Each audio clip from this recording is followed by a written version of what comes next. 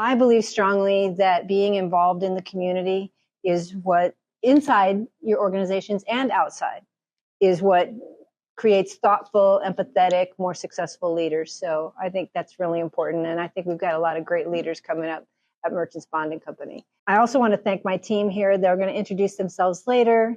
Larry Taylor's here. And hey, let me just embarrass Larry for just a second. I will be 62 years old on December 22nd. Larry and I are both 61 until December 22nd. This is my favorite time of year when we're the same age and I'm not older than he is.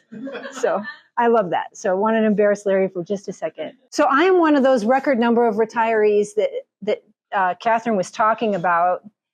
Tail end of the baby boomers, obviously. I think Larry doesn't even get to be a baby boomer born when you were. Are you a boomer? Okay. So here's a fun stat for you to go along with what Catherine said. More than 11,200 working Americans are going to reach retirement age, which is 65, not 62, between now and 2027. That's 4.1 million Americans a year for right now.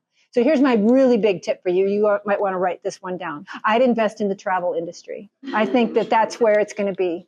So tell your brokers, get on with the travel industry. So anyway, on behalf of all of those of us who have been through rotary dial phones, we have been through dial-up internet to dialing for voice command.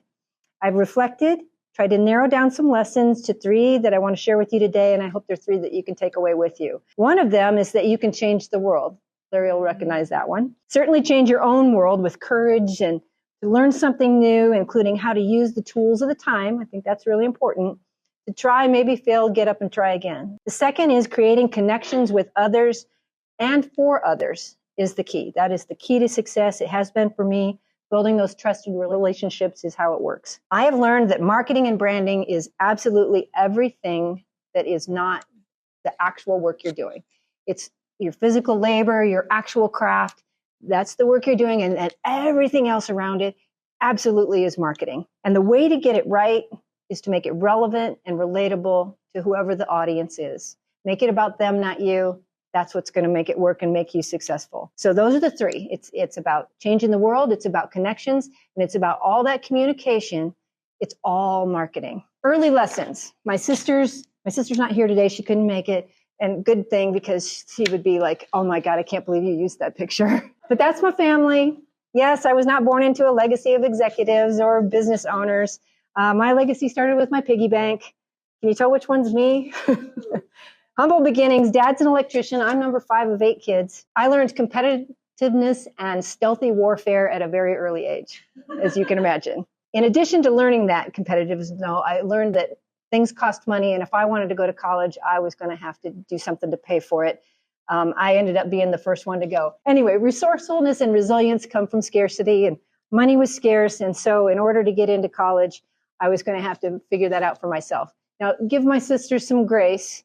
This is the mid-70s, right? So in the mid-70s, another fun fact for you, 20% of the women graduating from high school at that time went on to college. By the time I got out of college in 1987, 1986, whatever year it was, it had gone to 50-50. And actually today, right now today, there are more women getting 4-year degrees than men. So it's come a long way. But my 4 older sisters, they just didn't have the chance to go to college. And I did, first one to go, first one to graduate, and all the ones under me were able to. So it worked out well for us. So I learned about all that resourcefulness. But in order to do it, I had to work. And just so you know, I was a pharmacy tech at St. Francis Hospital, Waterloo, while I was still in high school. And through that part of college where I went to the University of Northern Iowa, because I needed something to pay the bills. It was something I had to do. And I worked at a radio station at UNI, and I was on KWWL with a magazine show while I was there. But then I transferred to Miami of Ohio and Oxford, Ohio.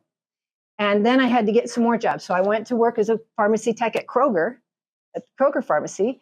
I worked at WOXY, WMUB, and eventually the TV station Channel 22. Now, let me tell you something about WOXY, because I think Larry will appreciate this. WOXY is album-oriented and alternative rock. We played things like the Psychotic Pineapple. How could I be a DJ at such a place? I knew nothing about that. Here, let me try to roll back for you. I would have to say things like, that was Foreigner with That Was Yesterday off Agent Provocateur. It's Monday and cloudy, and you're locked into a double shot of album rock on 97X. So I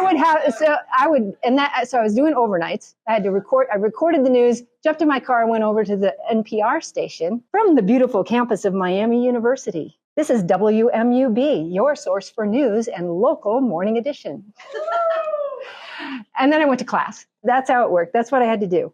Eventually, my internship at the NBC affiliate in Dayton, Ohio, turned into a job. But guess what? It was a paltry $15,000 a year. Can anybody beat that? Can anybody beat a first-year salary? So I had to keep my job in the pharmacy while I was working in television, so that, to make ends meet. So here's a big lesson, a big mistake I made in school. And I was just talking to Catherine about this before we started. I didn't spend enough time on the big picture of broadcast journalism. I was working on my craft, trying to be great at doing stories, and I needed to also learn the business side of it, what goes on behind the camera and how that all works and how those people get paid and how we make money.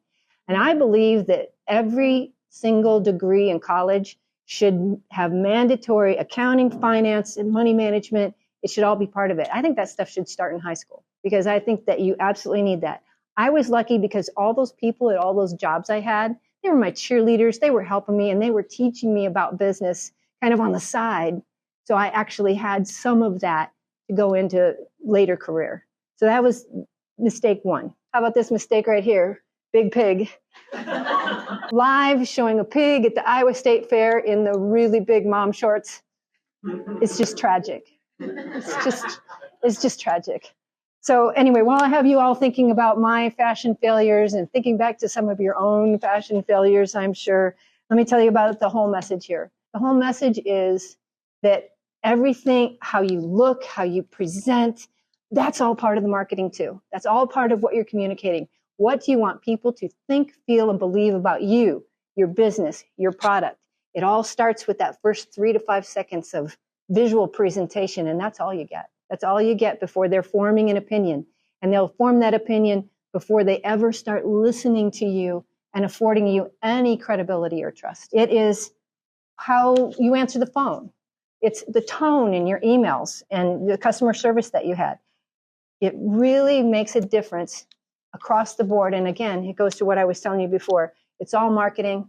It's all about how you build credibility and trust. Here's the reason I changed my mind from broadcasting and had to change and go into a different world. There they are.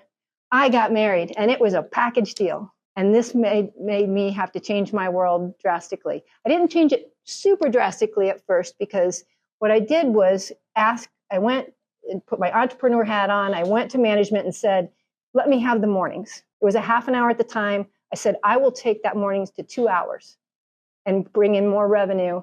Let me have it. And so they did. And Jackie Jarris and I were the first solo woman anchor, and Jackie Jarris was the weather person.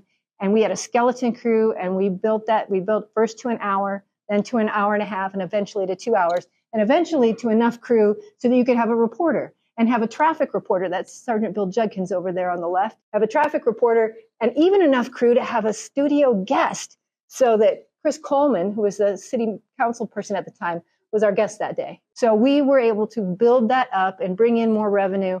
And Deanne worked with me back then, and she can tell you that we didn't have a lot of money. As a matter of fact, even though we ended up with almost a full crew, most days we still didn't have somebody to run the teleprompter, so I had to run it with a foot pedal under the desk. I had to, had to do that. So anyway, did that, but guess what? That schedule is really hard. And those two little guys I showed you in the picture before, you're grumpy. That is not what stepmoms want to hear. Not at all. So I had to make a change. I started looking around and said, what is the most pervasive medium after television? And the next most pervasive medium, of course, was the internet. And it was exploding. And this was 1998. So this is a picture of my very last day in December 1998. It was December 18th. The bear and the sergeant and I were collecting toys for tots outside, doing live shots. And here's the fun fact about that. December 18th, 1998 is the exact day that You Got Mail hit the theaters. So was I right about going to the next pervasive media? I was. So the challenges and thrills were many. We did build the company to the Inc. 500 list. We were very proud of that. That first year, we went from just a handful, 3 or 4 people, to 50. In 1999, grew that much. That's why the Ernst & Young Entrepreneur of the Year award came up. We grew fast. And we were going to a recruiting fair at Iowa State. And we had made mouse pads as handouts for that fair. And they arrived. And I opened the box. And I said, epic fail. What were we thinking to have a drawing with a pie? And it said, and the tagline was, serving up tasty websites a la mode. The fingers, it looks like, I took one out, took one look at it, and I shut the box. And I took that box to my car and locked it in my car so it could, and I put it in a dumpster. But my coworker, Joel Wichman, obviously was able to snag one. Because when I left Spindustry, he said, good luck, Joel, and he signed it and put it in a thing for me. Just want you to see epic fail. Now, I couldn't find what we ended up with. We redid, we made a menu, because what our booth was a diner. Okay, we made it like a diner. So our booth was a diner. We redid it. We had a menu of the jobs that we had available, and we redid it with a photograph. So I'll pass that around too. The photograph was better. But anyway, epic fail, oh my gosh. The connections I had already made. So at Channel 13, I had already been on the Alzheimer's Association board because I had done a series of stories about that. I was on the Children and Families of Iowa. I was the one that started the Golden Apple Award for teachers. We did a feature once a month called Iowa's Child with Lutheran Social Services, and we would feature kids who needed to be adopted. So I did that. So those were things I was in the community. I was already doing at WHO, so I had those connections. But our banker is the one who really gave it to me. Our banker invited me to join Des Moines Rotary, the largest, 400-member Rotary, largest club this side of the Mississippi. And those people and those connections, that's what made Spindustry successful. Those connections are what just sent us into the stratosphere. So one of our website clients at Spindustry was Merchants Bonding Company. Connections are key, right? So fast forward the 10 years, I had sold my interest in Spindustry and looking for another opportunity, and got the chance to talk with Larry and have never looked back. As a matter of fact, I remember saying to Larry, well, maybe I can give you 5 years. Well, it's been 17 and a half. That's how much. Let me tell you something else about Merchants Bonding Company. I joined them in 2008. They were 75 years old. And the first leadership retreat, well, let me back up. When I joined them, they were celebrating 75 years, and they had the celebration. At that celebration, they established their charitable foundation. And then the leadership retreat that year, we went and built houses in Mexico for homeless people. That was our leadership retreat. So that gives you the flavor of the kind of business I joined back then. I had the pleasure of being the first woman, but at another leadership retreat, Larry asked us to get up and draw something that was important to us. And I got up and drew a staircase. And I said, it's very important for me to leave an easier path for the next women coming up. That's what I want to do. And Larry bought into my wanting to have more women leaders at all levels, because I was part of the Epic Iowa, starting the Epic Iowa program. And we did. And today, Larry has 2 more women outside directors on our board. We have, besides me, 2 more women executives on our executive committee. And we have a whole bunch of other women leaders at all levels at Merchants. And my applause is for Larry on that. I also had the chance to build my own marketing team. Because at first it was just me. But here's my team today. They're here, except for a couple of them. They're all here, and they are great. I can't say enough about them. They are smart. They are innovative. They are proactive producers, the best anyone could ask for. And they have helped Merchants grow from 2 offices, one here and one in Austin, Texas, to nearly 40 satellite offices, revenue-producing offices across the country. They have helped build us from $50 million in 2008 to $300 million company today. It took 75 years to get to 50, but it wasn't all marketing. Well, it was all marketing, because I just said the collaboration, it was all marketing. It was all marketing. Yeah, not just our marketing team, but the collaboration of everybody. Marketing works. We're a testament to it. So we were 20th when I joined. We are number 8. We became number 8 in the country in 2008 or 2024 and have stayed. So we're very proud of that. It's very exciting for us. We're a 5-time winner of the National Accreditation of Great Places to Work. We have our own She Leads group. It's just been great. I just can't say enough about merchants. This is a great leadership team, creating brand promise, a culture that's rooted in trust, building teams, nurturing talent, giving others opportunities, leading with courage and humility. One of our core values is having a courageous culture. So let me take you back to something. We wanted to be in the top 10. And I just showed you that we did make it to number 8. But it was fall of 2013 when Larry gave us this. And I still have it. I still have it today. Fall of 2013, Larry said, let's make the top 10 by 2020. And we all went, okay, we can try. And I don't remember what number we were at the time, Larry. And then on the back of the card, he had us all write, I can change the world, cross out can, and say, I will change the world, and sign it. And I don't know if everybody else has kept it, but I've kept that. And it took us longer than 2020 to get there. It took us to 2023 to get into the top 10, but we got there, and it was great. Yes. All the things I wanted to say, the 3 lessons I wanted to pull together. I want you to be bold. I want you to think about your legacy. I want you to embrace change with the tools of the time. I think that's really important. All communications are important. The what you say, the how you say it, how you look, the whole presentation. Connections are the key. Connections are what will make you great. They will hold you up when you're down. They will fix things when you're falling back, and they will raise you up. You were going to make mistakes. Learn from them. Hopefully you like my hair better today. It's all marketing. That's an eternal truth. And I'm going to stop right here and say, and offer a hand up. Pay it forward. Build those staircases for the next people coming up. And that's really important to me. So I got to read this. I'm going to try not to cry. I got a retirement card from a former employee. It says, Dear Therese, you were the one who took a chance on me at Spindustry, and I'll never forget it. I looked up to you more than you probably knew.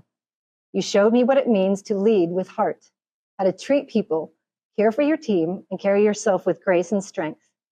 When you came to my wedding 20 years ago, it meant the world to me. It showed me that a boss could care deeply, and that stuck with me. You were my mentor, and I wouldn't be who I am today without your guidance. When you left Spindustry, it felt like the heart of that place left too. One time you said to me, I wish I could find at least 2 more people just like you. I still remember how amazing that made me feel, and I've carried it with me ever since. Congratulations on your retirement. You've left a legacy. Thank you for the role you played in mine. Carrie Coppola, owner of Blue Compass. Oh, wow. That is my presentation.